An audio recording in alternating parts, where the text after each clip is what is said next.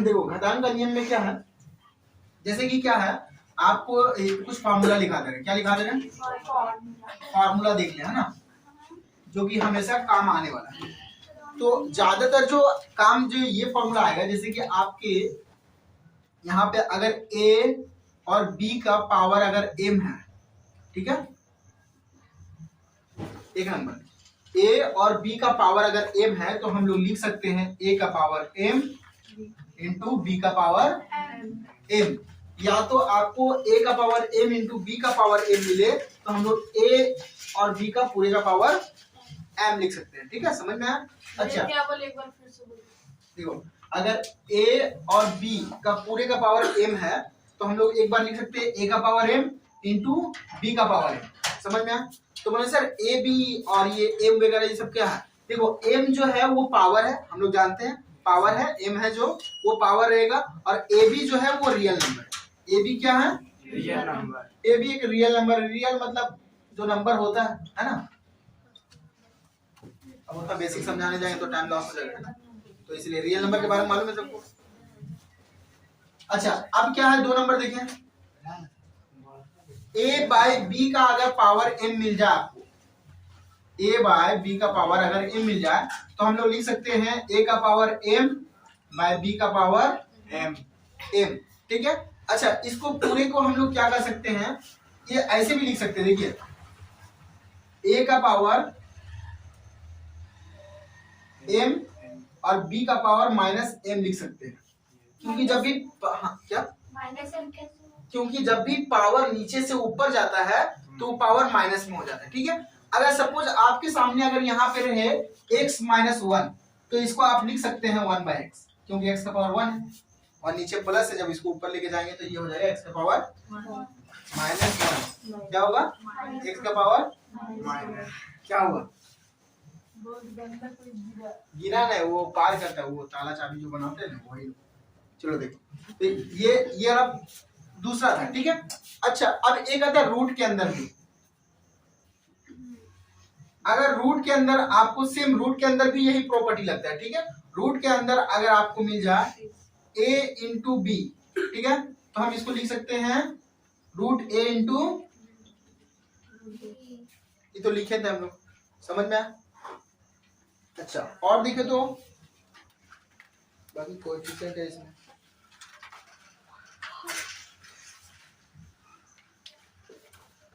अब नेक्स्ट यहां देखेंगे 14। अगर यहां पे आपको मिले a का पावर m, तो सेम चीज हो जाएगा ना,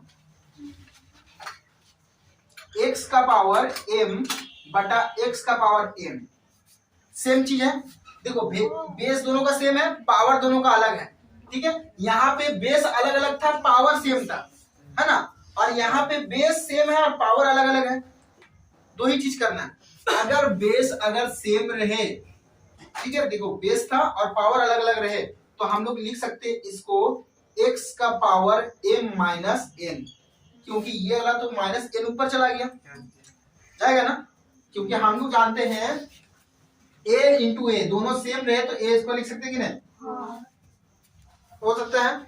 तो यहाँ पे देखिए तो x का पावर m है इंटू इसको लिख सकते हैं 1 बाय x का पावर n, क्योंकि दोनों का मतलब तो यही हुआ। अब यहाँ x का पावर जब हम यहाँ पे बोले कि अगर 1 रहेगा तो ऊपर जाएगा तो माइनस 1 हो जाएगा, तो यहाँ पे n है तो ऊपर जाएगा तो माइनस n नहीं हो जाएगा। तो यहाँ पे देखिए x का पावर m और x का पावर माइनस n होगा।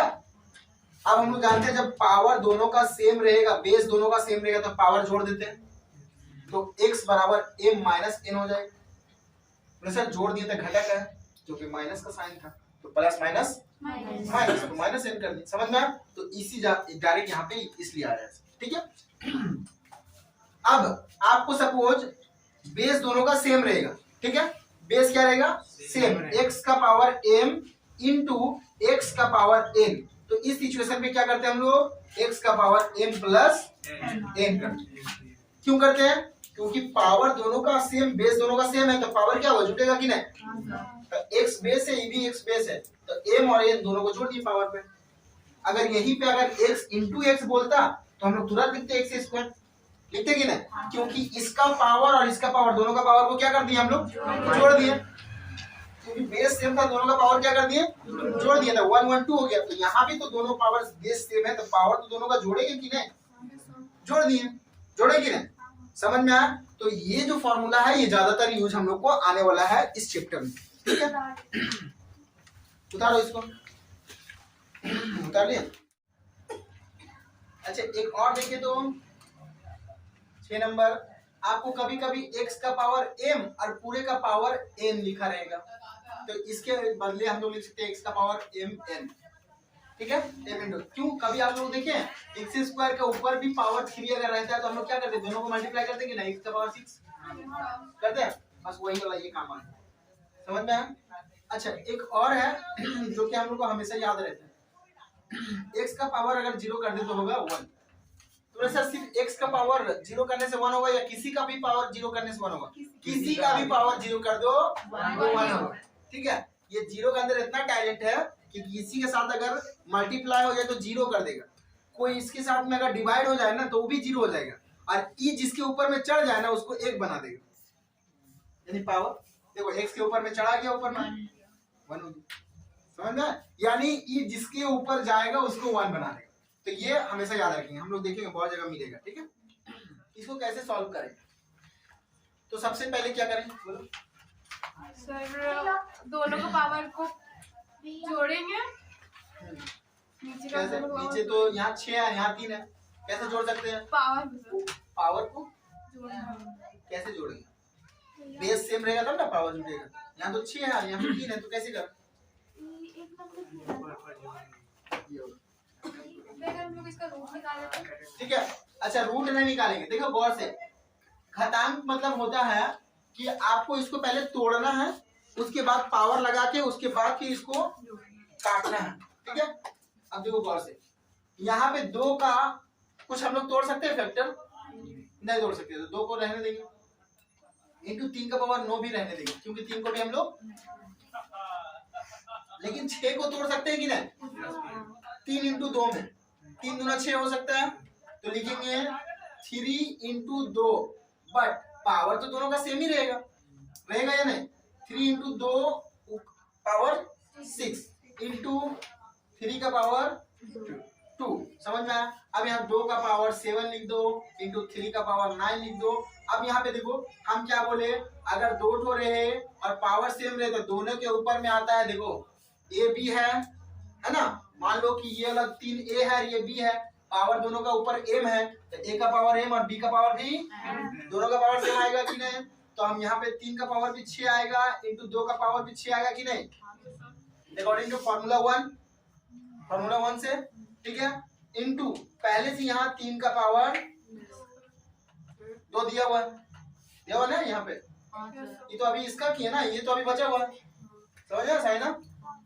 अब देखो गौर से, 2 का पावर 7 इंटू 3 का पावर 9 को ऐसे लिख दिए, क्योंकि ऊपर लोग कुछ भी नहीं कर सकते हैं, कर सकते हैं। अब यहाँ देखो 3 और 3 दोनों बेस सेम है ना, तो 3 का बेस को 3 लिख देते हैं और उसका पावर जितना है दोनों को जोड़ देते हैं, यहाँ 6 और प्लस 2, ठीक है, इंटू 2 का पावर 6 पहले से जो था उसको लिख दिए, क्योंकि उसमें कुछ कर सकते हैं हम लोग। तो यहाँ पे देखिए 2 का पावर 7 इंटू 3 का पावर 9 बटा, अब यहाँ 3 का पावर 8 होगा, इंटू यहाँ 2 का पावर 6 होगा। अब ऊपर नीचे काटेंगे, क्या करेंगे, ऊपर नीचे काट। अच्छा यहाँ पे देखो तो 2 का पावर 6 है और यहाँ पे 7 है, तो एक तो बच गया, है ना।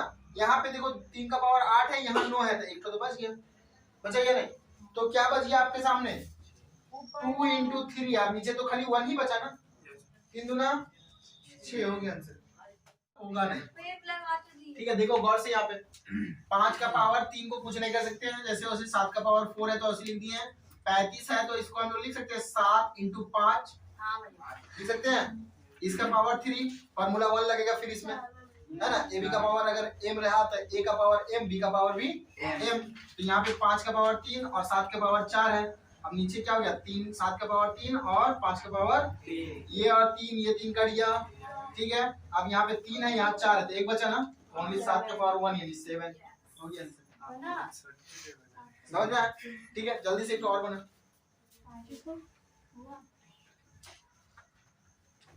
63 का पावर 5 है बटा 7 का पावर 4 इंटू 3 का पावर 8।